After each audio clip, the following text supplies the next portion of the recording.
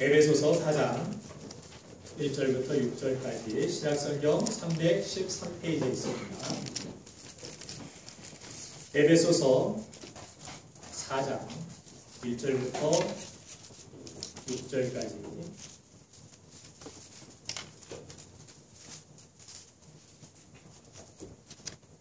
한 절씩 교독합니다. 제가 먼저 읽겠습니다. 그러므로 주 안에서 같이 내가 너희를 권하노니 너희가 부르심을 받은 일에 합당하게 행하여 모든 겸손과 온유로 하고 오래 참음으로 사랑 가운데서 서로 용납하고 평안에 매는 줄로 성령이 하나 되게 하신 것을 힘써 지키라. 몸이 하나여 성령과 함께이시니 이와 같이 너희가 부르심의 한 소망 안에서 부르심을 받았느니라. 주도 한 분이시요 믿음도 하나요 침례도 하나요 하나님도 한 분이시니 곧 만유의 아버지시라. 만유 위에 계시고 만유를 통해 가시고 만유 가운데 계시도다. 아멘. 우리 옆 사람이 인사합니다. 주님의 이름으로 당신을 사랑하며 축복합니다. 주님의 이름으로 사랑하며 축복합니다. 오늘도 주 안에서 좋은 일들이 있을 것입니다. 오늘도 주 안에서 좋은 일이 있을 것입니다. 아멘. 요즘 시리아의 내전으로 인해서 많은 난민들이 고통을 받는 장면을 가슴 아프게 뉴스를 통해 접해볼 수 있었습니다. 참 안타까운 모습이죠.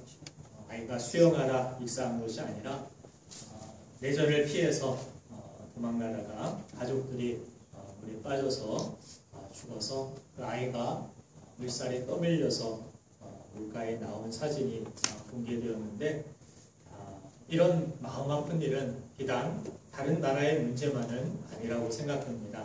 우리 자신이 우리 민족의 그런 결점을 지적할 때에도 빠지지 않는 것이 우리는 하나 되기 어려운 민족이라는 그런 자괴적인 비판이었습니다. 얼마 전에도 북측의 만행으로 인해서 남북 고위급 회담이 있었고 남북 간의 신경전으로 서로 날이 서 있는 모습을 얼마간 우리가 볼 수 있었는데 그런 좋지 않은 일이 있었음에도 우리나라 국내 안에서만 해도 정치인들은 서로 하나 되지 못하고 그 사건을 건수로 잡아서 서로의 소리를 높이고 서로의 당을 옹호하기 위하여서 애쓰는 그런 씁쓸한 모습을 볼 수가 있었습니다. 정치만 그렇습니까? 우리나라는 OECD 국가 중에 이혼율 1위의 오명을 아직도 씻지 못하고 지금도 수많은 가정은 깨어지고 분열되어 신음하고 있는 이러한 안타까운 가정 안의 모습들을 우리가 지켜볼 때가 있습니다. 지역 간의 문제뿐만 아니라 또 빠른 문화적인 발전으로 인해서 세대 차이 또한 우리를 하나 되지 못하게 방해하는 그런 여러 가지 문제들이 갈수록 많이 생겨나는 것을 보게 됩니다. 개인주의적인 그런 삶의 영향력이 강해지면서 앞으로 하나 되는 것이 불가능해 보일 것 같은 어두운 그러한 세상 속에서 빛이 되어져야 할 교회의 모습은 어떻습니까? 하나님이 주신 평화의 상징이 되어야 할 하나됨을 이루어야 할 하나님의 마지막 소망인 이 교회는 진정 하나됨을 이루고 있습니까? 우리 교회는 어떻습니까? 여러분들이 소속되어 있는 목장 그 교회는 어떻습니까? 자, 한국을 대표할 만한 교회들이 서로 싸우고 분열하는 모습 속에서 수많은 성도들이 교회를 떠나고 있다는 안타까운 소식을 쉽게 우리는 접하게 됩니다. 초대교회의 문제 가운데 하나도 바로 하나 되지 못함이었다라는 사실을 오늘 에베소서를 통하여 우리는 접하게 됩니다. 헬라파냐 히브리파냐 네가 할례자냐 무할례자냐 네가 바울파냐 게바파냐 아볼로파냐 서로 화를 나누고 서로 으르렁대고 서로 분열되고 있는 이 교회를 향하여서 사도 바울이 지금 간곡한 심정으로 지금 사도 바울의 형편은 어떻습니까? 오늘 1절 말씀 우리가 함께 읽은 바와 같이 그러므로 주 안에서 갇힌 내가 너희를 권하노니 지금 사도 바울은 이 편지를 감옥 안에서 쓰고 있습니다. 복음을 전하다가 잡혀 들어가서 예수 그리스도를 전하지 말라고 그렇게 모함을 받고 감옥에 들어가서 성도들을 걱정하는데 그 감옥에 갇힌 그 현실 그것이 안타깝고 그것을 하소연하고 싶은 것이 아니라 사도 바울은 지금 감옥 밖에서 들려오고 있는 교회가 지금 분열되고 있고 서로 싸우고 서로 하나 되지 못하는 이 모습 속에서 하나님의 마음이 얼마나 아프실까? 내 마음도 이렇게 아픈데 주님이 핏값으로 세우신 교회가 그렇게 분열되고 하나 되지 못하고 한 마음으로 복음을 향하여 나아가지 못할 때 그 감옥 안에서 이 소식을 접하고 있었던 사도 바울은 지금 피를 토하는 심정으로 성도들에게 하소연하고 있는 것을 우리가 볼 수가 있습니다. 이런 문제는, 이런 하나됨의 문제는 비단 다른 교회나 초대교회만의 문제는 아닐 것입니다. 그런데 바로 이런 하나됨, 이것이 예수님의 제자들에게 그렇게도 보고 싶어 했던 가장 중요한 기대였음을 여러분들 아십니까? 요한복음 17장 21절 말씀을 보면은 예수님께서 이 세상을 떠나가시기 전에 이 지상에서의 제자들을 위한 마지막 기도 가운데 가장 중요한 기도가 무엇이었습니까? 같이 한번 읽어보겠습니다. 시작. 아버지여, 아버지께서 내 안에, 내가 아버지 안에 있는 것 같이 그들도 다 하나가 되어 우리 안에 있게 하사 세상으로 아버지께서 나를 보내신 것을 믿게 하옵소서. 아멘. 그들이 하나가 되어서 무엇입니까? 우리 안에 있게 하사 세상으로 아버지께서 나를 보내신 것을 믿게 하옵소서. 교회가 하나 되는 모습, 제자들이 하나 되어 복음을 전하는 모습을 보고 우리는 하나 되지 못하는데 나라와 나라가 민족이 하나 되지 못하고 가정도 하나 되지 못하는 이런 세상 속에서 교회가 각 형편이 다르고 성격이 다르고 경험이 다른 그 모든 사람들이 모여서 복음 안에 하나 되고 예수 그리스도의 사랑 안에 하나 되어서 그 사랑을 전하고 그 복음을 전하는 그 아름다운 모습으로 세상으로 아버지께서 나를 보내신 것을 그들이 믿게 하옵소서. 세상이 무엇을 보고 믿는다라고 이야기합니까? 우리 교회가 하나 되어서 주님의 나라, 주님의 영광을 위하여 주님의 사랑을 세상에 전해주고 우리 목장이 모일 때마다 주의 사랑으로 함께 되고 하나 되어지고 그래서 목장에 초대되어진 그 많은 사람들이 보고서 이런 사랑이 어디 있을까? 이런 공동체가 또 세상에 어디 있을까? 이 공동체에 속하고 싶다라는 그런 마음이 들 정도로 그래서 세상이 그들을 통하여 하나됨을 통하여서 믿게 하려 하심이라고 주님은 그렇게 기도하였고 그것이 제자들을 향한 이 교회를 향한 우리 성도들을 향한 기대였다라는 사실을 우리는 깨닫게 됩니다. 자, 그래서 예수님의 제자들이 교회가 하나가 될 때 그들이 세상의 변화를 위해 발휘할 수 있는 그 놀라운 가능성을 주님은 알고 계셨습니다. 언제 교회가 부흥되고 언제 가정이 하나가 되고 하나님의 영광을 돌리는 그런 가정으로서 그런 삶으로서 그런 교회로서 우리가 서게 됩니까? 하나가 될 때, 하나가 되는 것에 집중하기 시작할 때 그때 놀라운 부흥의 역사는 나타날 줄도 믿습니다. 자, 제자들이 서로 나는 큰 자가 되겠다. 누가 큰 자입니까? 그것을 놓고 경쟁하다가 나중에 그들이 성령의 은혜 안에 하나가 되어 복음 안에 하나가 되어서 예수님의 십자가 그 사랑을 전하기 시작하고 그 십자가 하나, 그 사랑 하나 붙들고 살아가기 시작할 때 그들의 하나됨을 통하여 놀라운 성령의 역사가 나타나게 되었고 또한 놀라운 부흥의 역사도 따라오게 되었습니다. 우리 가정이 여러분들 십자가의 사랑으로 하나 되는 축복이 있기를 간절히 축원합니다. 우리 교회가 십자가의 그 사랑으로 하나 되는 놀라운 축복이 있기를 간절히 축원합니다. 우리 나라 민족이 나아가서 이 교회를 통하여서 정말 이 나라 민족이 하나 되는 그런 영광된 변화를 우리가 보게 되기를 간절히 축원합니다.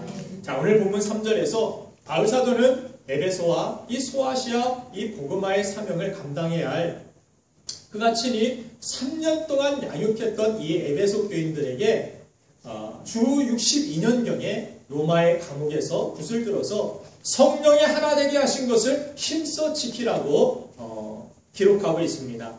자, 그리고 이 하나됨의 비밀이 결국 우리가 두 가지 하나됨의 근거와 하나됨의 자세를 알고 행하는 데 있다라고 가르쳐주고 있는데 첫 번째 우리가 사도 바울이 피를 토하는 심령으로 전하고 있었던 정말 예수님이 그렇게 죽기 직전에도 아버지께 간구하였던 그 기도, 그 가능성 그것이 무엇인지 우리가 차례대로 두 가지 살펴보길 원합니다. 첫 번째, 자, 하나됨의 근거를 알므로 인하여서 우리는 하나됨으로 나아갈 수 있다는 것입니다. 근거를 아는 것이 중요합니다. 수학 문제를 풀 때에도 어려운 문제가 내게 맞지 아니하고 그것이 풀어지지 않을 때는 어떻게 됩니까? 초등수학, 중등수학으로 내려가서라도 그것을 기초부터 다시 풀어나가야 됩니다. 건너뛰어서 우리가 이해할 수도 없고 어린아이에게 기어다니는 어린아이에게 뛰라 이야기할 수도 없고 엄마 아빠 이제서 발음하기 어려운 그런 발음을 내기 시작한 어린아이에게 작은 할머니, 큰어머니 해봐 이렇게 우리가 부탁할 수도 없는 것입니다. 하나됨의 근거부터 우리의 하나됨이 시작될 수 있다는 것입니다. 본문에서 사도 바울이 그리스도인의 하나됨의 근거를 7가지를 제시하고 있습니다. 우리가 왜 하나인가? 이 7가지를 제시하는데 무엇입니까? 4절부터 6절까지의 말씀 가운데 그 7가지를 제시하고 있는데 무엇입니까? 한 몸, 한 성령, 한 소망, 한 주님, 한 믿음, 한 침례, 한 아버지. 자, 이렇게 7가지 우리는 공통 분모들을 가진 하나님의 자녀들임을 상기시키고 있다는 것입니다. 그런데 이 7가지는 다시 3가지로 요약됩니다. 이 3가지가 무엇입니까? 성부와 성자와 성령 하나님이십니다. 결국은 하나죠.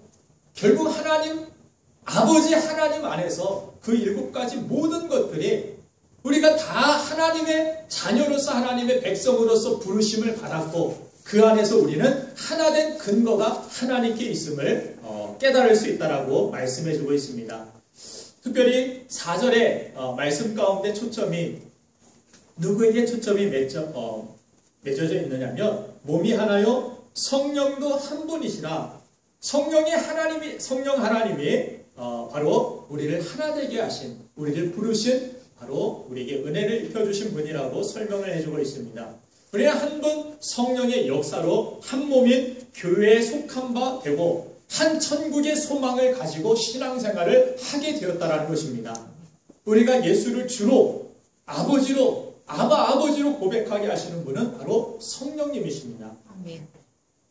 그래서 성령님께서 우리를 인도하여 주시고 여러분들이 지금 이 자리에 나와서 예배를 드린 것도 어떻게 보면 나의 선택 같고 어떤 사람들은 할 수 없이 나는 누구의 친분 때문에 나왔습니다. 그렇게 이야기할지도 모르겠지만 그러나 우리를 이 말씀 가운데 이 교회 가운데 이 거룩한 예배 가운데 불러주신 분은 바로 성령 하나님의 인도하심이라는 것을 여러분들 깨닫기를 원합니다. 아멘. 자, 5절 말씀을 보면은 5절 말씀의 초점은 누굽니까? 바로 성자 하나님, 성자 예수 그리스도를 말씀하고 있습니다.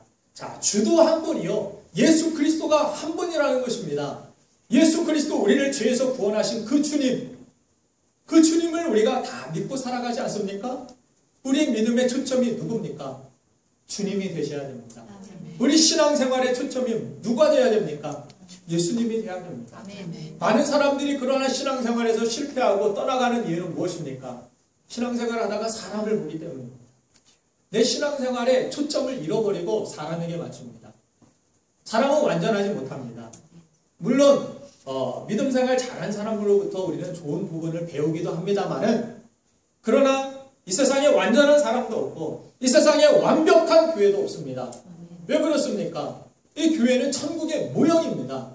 지금 지어져가는 교회입니다. 그래서 교회는 무엇입니까? 공사장과 같습니다. 이 교회에는 다 거룩한 사람만 완전한 사람만 모인 곳이 아닙니다. 여러분들 자신만도 보세요. 어떻습니까? 완전합니까? 완전해서 이 자리에 나와 있습니까? 내가 완벽하게 살아서 정말 착하게 살아서 내가 정말 양심적으로 살고 내가 정말 믿음으로 살아서 이 자리에 나왔습니까? 그렇지 않습니다. 우리는 다 연약하고 부족한 사람들입니다. 어떻게 보면은 여기는 병원과 같습니다. 예수님이 오신 것은 의원이 마치 병자에게 소용이 있듯이 예수님이 오신 것은 죄인을 부르러 오셨다라고 말씀하십니다. 오늘도 나는 이 자리에 어떤 모습으로 서야 됩니까? 부족합니다. 나는 환자와 같습니다. 내 안에 부족한 것들이, 연약한 것들이, 죄악된 것들이 너무나도 많습니다. 나를 주님 불쌍히 여겨 주옵소서. 주님 나를 고쳐 주옵소서. 나를 새롭게 하여 주옵소서. 이런 심령으로 주님 앞에 은혜를 구하며 나아갈 때 그 예배가 하나님 앞에 상달되는 것입니다. 예수님은 바리새인을 지적하신 바 있죠. 바리새인들은 어떤 사람이었습니까? 내가 세상에서 이렇게 의롭게 살았습니다. 나는 성경에 나와 있는 먹지 말라는 돼지고기 안 먹었습니다. 나는 성경에 나와 있는 대로 나는 하나님 앞에 나아갔습니다. 피채 먹지 말라 해서 나는 순댓국도 안 먹었고, 나는 하나님이 기뻐하시지 아니하는 그런 비늘 없는 고기 먹지 말라고 해서, 물고기 먹지 말라고 해서 나는 장어 맛있게 사람들 구워 먹어도 안 먹었습니다. 여러분들 다 어기고 살았죠? 지난 주간에도 장어를 드신 분, 돼지고기 삼겹살을 구워 드신 분, 순댓국을 맛있게 드신 분, 여러분들이 있는데 바리새인들은 그랬다라는 거예요. 그래서 성 어귀에 서가지고 나는 그렇게 착하게 살았고 11조도 한 번도 빠지지 않았고 새벽 예배도 한 번도 안 빠졌습니다. 그러니 나의 기도를 하나님 받아주옵소서. 예수님이 그런 기도 하나님 안 받으셨다라고 말씀하시죠. 오히려 저 구석에서 죄인들과 세리들이 고개도 못 들고 나는 부족한 죄인입니다. 나는 연약한 죄인입니다. 나 거룩하게 살아보려고 했는데 정말 그렇게 살지도 못했습니다. 정말 술도 끊어보려고 했는데 또 한잔했습니다. 담배도 끊어보려고 했는데 정말 끊어지지도 못하고 그렇게 살았습니다. 정말 하나님 앞에 결단하고 믿음으로 살려고 했는데 그렇게 살지도 못했습니다. 주님 불쌍히 여겨주옵소서. 날 새롭게 하시사 이제는 죄악된 것들이 끊어지게 하시고 하나님의 거룩한 사람으로 살길 원합니다. 새로운 기대, 새로운 소망을 하나님께 두고 하나님께 집중된 그런 기도를 하나님이 응답하여 주신다라고 말씀합니다. 그래서 오늘도 예배의 초점은 주님이 돼야 되고 신앙생활의 초점은 주님이 돼야 됩니다. 많은 사람들이 신앙에 실패하는 이유, 신앙생활에 실패하고 교회 안 다녀 하는 이유가 누구 집사 때문에 상처받았다라는 이야기를 자주 합니다. 누구 장로님 때문에, 누구 목사님 때문에 나는 상처받아서 신앙의 주체가 누구인지를 잘 알지 못하고 그 중심이 알았다가도 흔들렸기 때문이라고 저는 생각합니다. 혹시나 그런 분들이 있다면 오직 주님만 바라보고 다시 믿음 안에서 새롭게 되는 여러분들의 삶이 되기를 간절히 소망합니다. 자, 사람에게 너무 큰 기대하지 마세요. 우리의 기대는, 우리의 소망은 오직 주님이십니다. 그렇게 성자 예수 그리스도 안에서 우리는 하나 되었다라고 5절 말씀은 이야기합니다. 그리고 6절 말씀을 보면 6절의 초점은 성부 하나님이십니다. 하나님 아버지, 그죠? 우리는 한 하나님을 믿고 동일하신 하나님 곧 만유를 창조하시고 지으신 그 하나님을 한 아버지로 모시고 살아가게 되었다라고 이야기합니다. 그런데 왜 우리가 교리적인 순서로는 성부, 성자, 성령 이렇게 이야기하는데 사도 바울은 설명을 하기를 성령 하나님, 성자 예수님, 성자 하나님, 또 성부 하나님을 역순으로 그렇게 설명을 하고 있는 모습을 보게 되는데 왜 그렇습니까? 제일 먼저 우리가 접하게 되는 것은 이 은혜의 시대 가운데서는 우리는 바로 성령 하나님의 역사를 제일 먼저 접하게 되기 때문입니다. 자, 왜 그렇습니까? 성령 하나님, 이 성령의 역사로 말미암아서 우리는 죄를 깨닫게 됩니다. 성령은 죄를 책망하십니다. 내가 왜 하나님 앞에 죄인이었는지, 왜 십자가에서 예수님이 내 죄를 대신 져야 되는지 그것을 깨닫게 하시는 분이 바로 성령 하나님이십니다. 믿습니까? 내 지혜로 깨달은 것 같습니까? 내 지혜로 믿어지는 것 같아요? 내 선택으로, 내 의지로? 택도 없습니다. 우리가 얼마나 의심 많고 우리가 얼마나 참으로 의지가 연약하고 부족한 사람들입니까? 그럼에도 불구하고 나를 복음으로, 나를 하나님의 사람으로서 새롭게 하신 분은 바로 성령 하나님이시기 때문에 우리가 제일 먼저 만나게 되는 그 성령의 역사로 우리는 죄를 깨닫고 주님을 나의 주님으로 인정하고 하나님의 그러한 놀라우신, 광대하신, 우리를 자녀 삼아주신 하나님의 은혜를 신하고 믿게 되는 것. 그래서 이 순서는 교리적인 순서가 아니라 무엇입니까? 하나님을 우리가 경험하게 되는 하나님의 역사, 하나님의 구원의 역사 가운데 서게 되는 그런 역사의 삶의 순서라고 이야기할 수가 있겠습니다. 독일의 히틀러가 죽고 나서 독일이 전쟁에 패배한 후에 독일인들이 깊은 절망감 속에서 죄책감 속에서 빠져 있을 때 그런 전쟁의 책임을 가지고서 둘러싼 여러 가지 분열들이 그 나라 안에서도 이루어졌다고 합니다. 그런데 독일 출신인 신학자 이 스위스에서 고향인 독일로 다시 돌아가면서 그 사람이 유명한 칼 바르트라는 사람인데 이 이 사람이 고향 독일에 돌아가서 사람들을 모여놓고 강연을 한 가운데 이렇게 시작을 했다고 합니다. 여러분, 저는 만물과 역사의 창조자여 섭리자이신 하나님을 믿습니다. 여러분도 이 하나님을 믿으십니까? 그렇다면 우리는 동일하신 이 하나님을 믿는 그의 자녀로서 그분 안에서의 형제와 자매로서 다시 한번 따뜻하게 손을 내밀어주고 그 따뜻한 손을 부여잡고 그분의 도우심으로 우리는 새로운 조국을 다시 만들어갈 수 있습니다. 자, 그래서 그 나라는 비로소 안정을 찾게 되었고 이 칼바르트라는 신학자의 이 설교 한마디로 인하여서 그 나라는 하나가 되어서 하나님 한 분 안에서 그들은 새로운 비전을 가지고 재창조의 역사를 이루어 갈 수 있었다라고 이야기합니다. 저는 오늘의 교회도 우리 민족도 하나님이 우리의 창조자시고 우리의 섭리자이심을 믿는다라면 우리는 한 마음으로 서로의 손을 따뜻하게 부여잡고 교회의 새 역사를, 민족의 새 역사를 만들어 갈 수 있다라고 믿습니다. 아멘. 여러분들이 그런 믿음을 가져야 됩니다. 하나님의 근거를 여러분들이 아셔야 됩니다. 내가 할 수 없습니다. 하나님이 하실 수 있습니다. 하나님을 우리가 믿는다라면 하나님의 뜻대로 우리는 다른 사람들에게 손을 내미시고 하나님을 위하여서 우리가 집중하여 나아갈 때에 반드시 하나님의 역사는 그 나라와 민족을 새롭게 할 뿐만이 아니라 우리 교회와 우리 가정을 새롭게 할 것이고 하나님의 기뻐하시는 뜻을 위하여서 우리가 살아갈 수 있도록 우리를 새롭게 하여 주실 줄로 믿습니다. 자, 우리에게 서로 다른 인생관과 가치관들이 있고 경험들이 있고 신앙생활을 하는 그러한 형태도 다를 수 있습니다.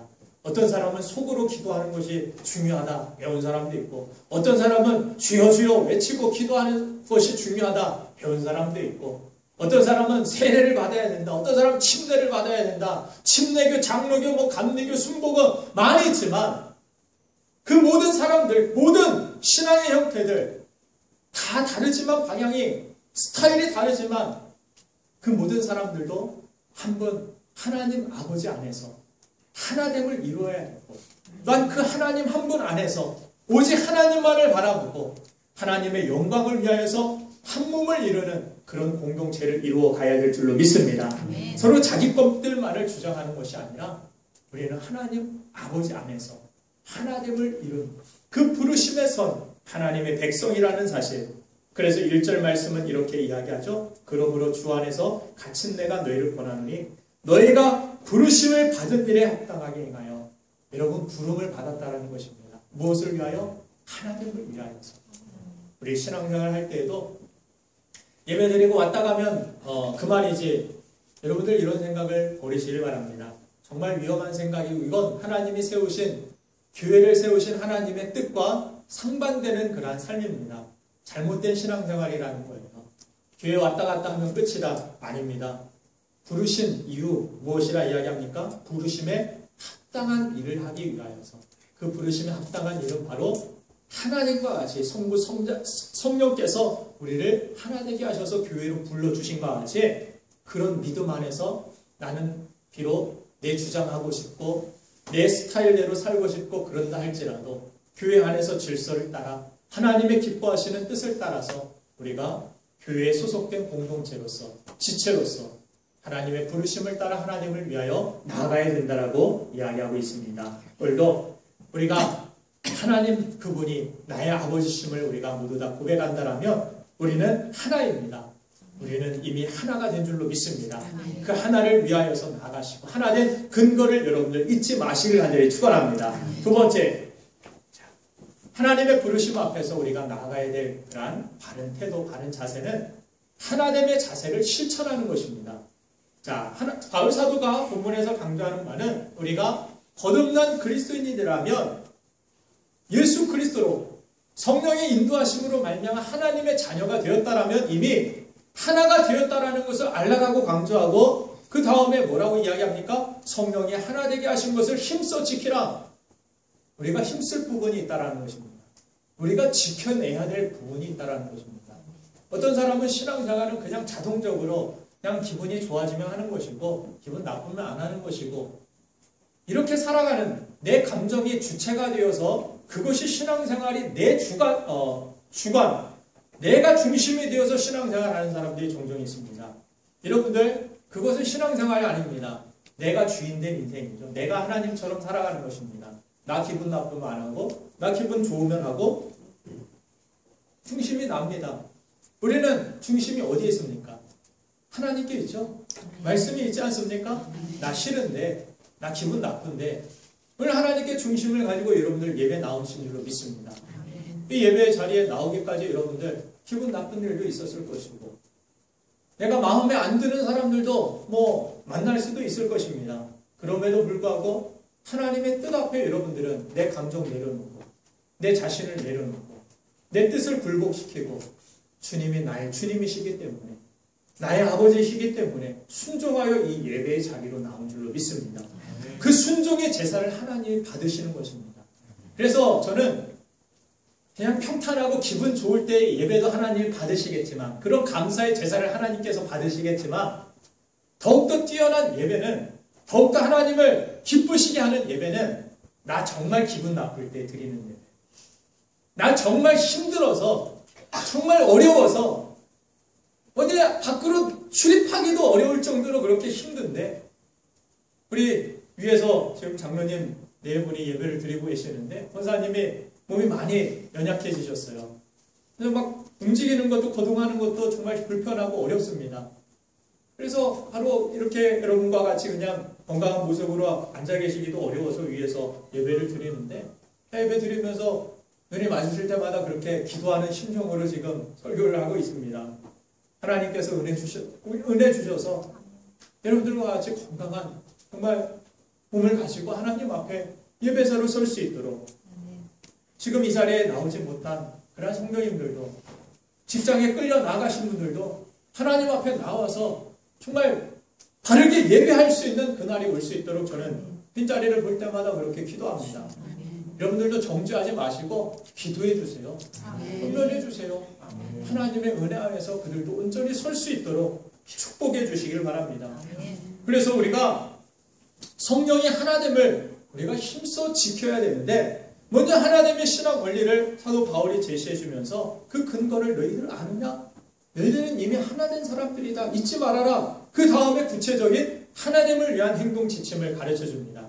하나되기 위해 힘쓰고 지키는 모습을 위해 우리를 부르셨다라고 말씀하면서, 마치 강의실에서 운전 요령을 여러분들이 배운 후에, 이때는 깜빡이를 놓고, 이때는 서야 되고, 이때는 이렇게 전진해야 되고, 근데 이제부터 복잡한 거리에서 직접 운전을 하라는 것입니다. 그렇죠? 그러므로 비록 교실에서 필기시험에 만점을 받아도 실기에서 실패하면은 운전면허를 딸 수가 없습니다. 어떻게 보면 실기가 더 중요하다라고 이야기할 수 있겠죠? 이것은 사람의 목숨과도 목숨을 좌우하는 그런 일이기 때문에 매우 심각한 일인 것입니다. 사실 이론적으로 아무리 많이 알아도 실제로 사용될 수 없는 지식은 죽은 지식이라고 이야기합니다. 어떤 사람이 유능한 농구 코치, 축구 코치가 됩니까? 농구에 관한 역사와 철학을 잘 아는 학자가 됩니까? 그렇지 않죠? 대부분 보면 유능한 코치들은 실전에서 뛰어본 경험들이 있는 사람입니다. 뛰어보면서 실패도 해봤고, 뛰어보면서 성공도 해봤고, 승리도 해봤고, 이것을 다 아는 사람들이 앞에 리더자로 서게 되는 모습을 보게 됩니다. 그래서 팀을 잘 이끌어 나아갑니다.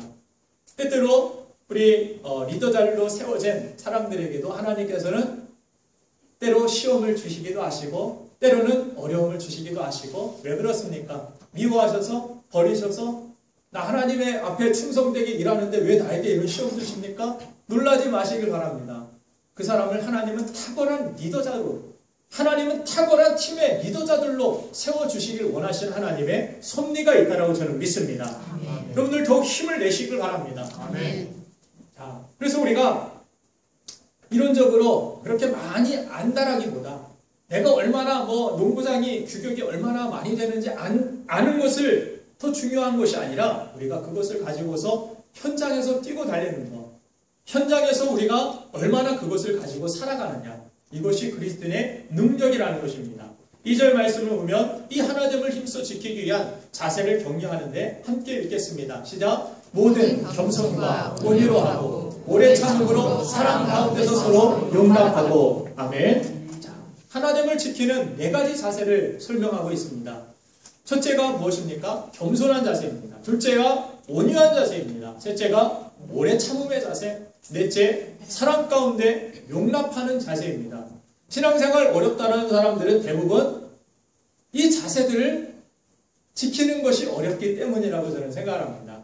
많은 부분 겸손함이 어려워요. 교회 안에 공동체 안에 생활을 하려면 서로 남을 나보다 좋게 여기고 낮게 여기고 배울 자세를 가지고서 대해야 되는데 항상 가르치려는 자세를 가지다 보니까 사람들이 피하기 시작합니다. 그 사람 마주치기 싫습니다. 맨날 볼 때마다 뭐라고 합니다. 맨날 볼 때마다 지적을 하니까 그 사람을 만나기가 싫습니다. 공동체에서 그 사람만 없으면은 천국같이 느껴지기 때문에 공동체 생활을 이룰 수가 없습니다. 우리가 또한 온유한 자세, 오래 참음의 자세, 그런 사랑 가운데 용납하는 것이 어려워서 하나됨을 이루지 못하지 않습니까? 그리스도인들의 교제가 상처받고 그런 깨어짐을 경험할 때 여러 가지 원인이 있을 수 있지만 대체로 이 범위 안에서 다 그렇게 실패를 하고 넘어지더라는 것입니다. 이런 성경적인 자세를 상실했기 때문에 우리 신앙생활에 실패한 그러한 모습들이 있지 않습니까? 우리 중에 누군가가 겸손하지 못했기 때문에, 온유하지 못했기 때문에, 아니면 오래 참지 못했기 때문에, 아니면 우리가 서로 사랑 가운데 용납하지 못했기 때문에. 겸손이 무엇입니까? 상대를 섬기기 위해서 자신의 자세를 낮추는 것입니다. 주님이 우리를 섬기시기 위하여서 자세를 낮추시고 종의 모습으로 발을 씻어주신 것 같이 그런 자세가 여러분들에게 있습니까? 요즘 세상에는 겸손이라는 단어가 별로 매력이 없는 것 같습니다. 겸손하기보다는 조금 세 보이는 거, 학생들도 청소년들도 가르치다 보면은 좀 세 보이는 거, 좀 허세가 들어가도, 요새 허세라는 단어 많이 쓰는데, 그래서 제 집사람에게 이 허세, 이렇게 놀리기도 하고, 아빠의 허세를 한번 볼래 하고 자녀들에게 제 허세를 이렇게 막 근육을 이렇게 자랑하면서 보여주기도 합니다. 아이들이 웃고 그래요. 그런데 사람들은 그렇게 남에게 허세를 부려서라도 좀 강하게 보이고 커 보이고 세게 보이길 원하지, 누군가에게 비굴해 보이는 것 같이, 약해 보이는 것 같이 머리를 먼저 숙이고 겸손하게 나아가는 모습 보이기 어렵습니다. 청년들도 보면은 그래요. 먼저 다가와서 이렇게 겸손하게 인사를 하는 친구도 있는 반면에 제가 먼저 가서 인사를 해야만 인사를 하는 친구도 있습니다. 그러다가 얼마 있다가 저는 얘기를 한번 했어요. 너 먼저 다가와서 인사를 하면 어떻겠느냐, 그렇게 이야기를 하기도 했는데, 겸손함은 서로의 공동체, 서로가 하나 되는데 정말로 없어서는 안 돼. 우리 가정 안에서도 마찬가지입니다. 사도 바울이 가정의 그러한 하나됨을 위하여서도 계속해서 설명을 하고 있는데, 가정이 하나 되기 위하여서도 남편이 아내를 생각하는 마음, 또 아내가 남편을 위하는 마음, 서로 겸손함에서 또 사랑 안에서 그것이 하나 될 수 있다고 이야기합니다. 아내는 남편에 대해서 겸손한 태도, 순종의 태도를 보여야 되고, 남편은 그리스도가 자기 생명을 대속물로 주시기까지 사랑하신 것 같이 아내를 사랑해야 된다라고 설명을 하고 있습니다. 그만큼 예수님의 그러한 겸손의 성품, 온유의 성품을 우리가 배우지 못한다라면, 그러한 모습을 위하여서 우리가 힘쓰지 못한다라면 우리 공동체는 하나 되지 못하고 우리 교회와 우리 가정들은 하나됨을 우리가 누릴 수가 없는 것입니다. 자, 겸손이라는 것이 그냥 연약함만을 뜻하지 않는다라는 것이, 겸손이라는 것은 마치 잘 훈련되고 크고 건강한 그러한 군마처럼, 명마처럼 언제 어디서나 펄펄 뛸 수 있지만 기수의 손에 이끌려서 계곡을 뛰어넘을 때 뛰어넘고 불길을 뚫고 갈 때 지나가고, 이러한 힘이 있지만 어떻게 합니까? 자기 멋대로가 아닙니다.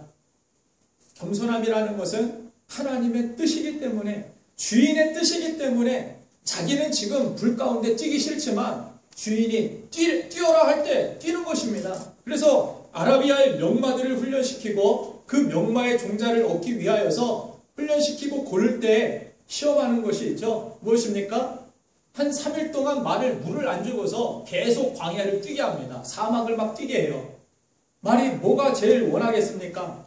목마르죠. 물 먹고 싶습니다. 물이 마시고 싶어요. 그리고 말들을 데리고 드디어 사흘째 되는 날 오아시스 앞에, 물 앞에 세웁니다.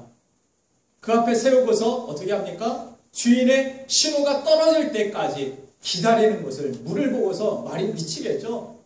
그런데 끝까지 참는, 그래서 주인이 비로소 물을 마셔라 할 때 그때 찾아가서 마시는 말들만을 골라서 아라비아의 명마로서 그렇게 세운다라는, 뽑는다라는 이야기를 들은 적이 있습니다. 자, 겸손하는 그런 것입니다. 내가 힘이 없어서, 내가 능력이 없어서, 내가 뭐가 없어서가 그런 것이 아니라 우리가 하나님의 뜻 안에서 나에게는 내 마음대로 할 수 있는 자유도 있고 내 권리도 있고 내 생각대로 내 감정대로 할 수도 있지만 하나님의 하나 되게 하신 이 교회 안에서 내 감정대로 하지 아니하고 내 뜻대로 내 계획대로 하지 아니하고 하나님의 뜻 안에서 겸손히 섬기는 자세를 가지고 하나님의 영광을 나아가는 것, 위에 나아가는 것, 그것이 바로 그리스도인의 자세가 되어야 된다는 사실을 하나님을 위하여 우리가 이것을 힘써야 된다라고 설명해 주고 있는 것입니다. 베드로전서 5장 5절 말씀에도 보면은 뭐라고 이야기합니까? 서로 겸손함으로, 그죠? 겸손함으로 허리를 동이라. 하나님은 교만한 자를 대적하시되 겸손한 자들에게는 은혜를 주시느니라. 여러분들 자신에게도 이것이 유익이 된다는 것입니다.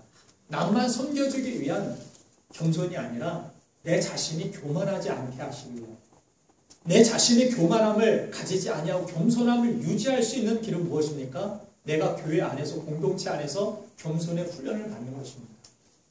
겸손에 힘쓰는 것입니다. 그리할 때 그 사람에게 어떻게 하십니까? 하나님이 가까이 하신다 말씀하시죠? 그 마음의 소원을 겸손한 자에게 이루어 주신다라고 말씀하십니다. 여러분들 나에게 겸손함이 아직 훈련되지 못해서 하나님의 응답이 없지는 않습니까? 하나님의 축복과 은혜를 누리지 못하고 있지는 않습니까? 여러분들의 신앙생활이 정말 건강하길 원합니다. 우리 여러분들의 신앙생활이 정말 행복해지기를 원합니다. 우리가 그런 겸손함을 가질 때 비로소 우리 신앙생활도 행복하고 공동체도 하나 될 수 있다는 사실, 사도 바울은 그래서 겸손함을 첫 번째로 강조하고 있는 것입니다.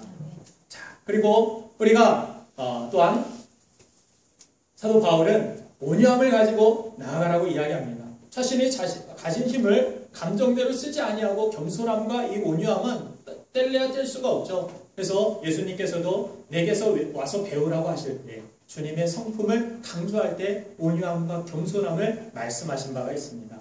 예수님은 십자가에 못 박히시면서도 십자가에서 내려오라고 조롱하는데 저 같으면 막 내려가겠습니다.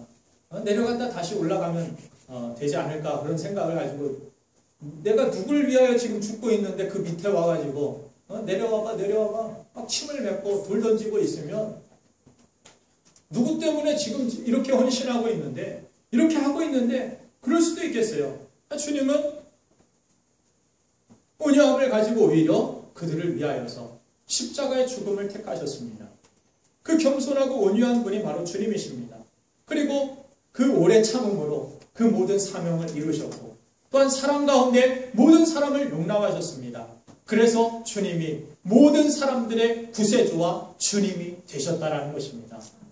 정말 원하기는 여러분들 이 공동체 안에서도 그렇게 주님의 성품이 잘 훈련되고 주님의 모습을 여러분들 잘 닮아가셔서 여러분들을 통하여서 많은 사람들이 구원의 길로 많은 세상 사람들이 이렇게 예수님의 성품을 닮은 많은 성도들의 모습들 그런 공동체의 모임들을 바라보고서 세상이 주님께로 돌아오는 그래서 많은 가정들의 귀감이 되고 많은 교회들의 귀감이 되는 우리 교회와 성도님들의 삶이 되기를 간절히 축원합니다.